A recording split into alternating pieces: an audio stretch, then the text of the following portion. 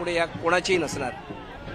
उद्धव ठाकरेंनी आता एक पत्रकार परिषद घेतली, त्यामध्ये त्यांनी म्हटलं की लोकशाहीला आदरांजली वाहायची आहे अशी परिस्थिती निर्माण झालेली आहे आणि लाल किल्ल्यावरून लोकशाही संपलेली आहे हे पंतप्रधानांनी जाहीर करावं असं सुद्धा त्यांनी म्हटलं। पहिलं त्यांनी हे जाहीर करायला हवं की शिवसेना प्रमुखांच्या विचारांना आम्ही आदरांजली वाहिली आहे, श्रद्धांजली वाहिली हे त्यांनी जाहीर करायला हवं।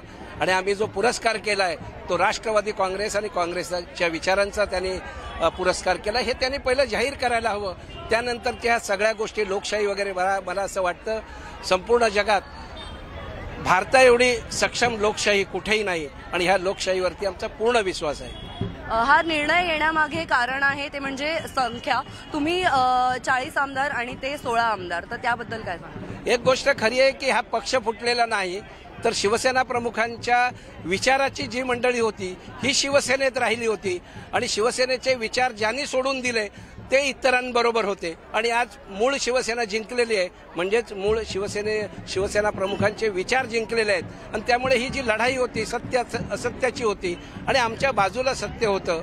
40 आमदारांची अक्षरशः पावलोपावली अपमानित करणं, त्यांची वेगवेगळ्या ठिकाणी पिछेहाट करणं आणि राष्ट्रवादीला मांडीवर घेऊन बसणं हाच उद्योग गेली 2.5 वर्ष चाललं आणि त्याचंच हे प्रायश्चित्त त्यांना भोगायला लागतंय।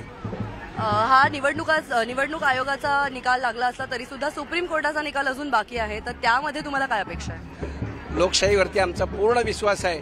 न्यायदेवतेला आम्ही न्याय देवता असं संबोधतो, त्यामुळे त्यांच्यावरती आमचा विश्वास आहे। मला असं वाटतंय की हा न्याय सुद्धा सत्याच्या बाजूचाच लागेल आणि त्यावेळेला सुद्धा अशीच दिवाळी आम्ही साजरी करू। त्यामुळे फक्त दादरच नाही तर संपूर्ण महाराष्ट्रामध्ये आजच्या निवडणूक आयोगाच्या या निर्णयाचा आनंदोत्सव शिवसैनिक साजरा करतात। व्हिडिओ जर्नलिस्ट रमेश भट सोबत रुचा कानोलकर, न्यूज 18 लोकमत, मुंबई।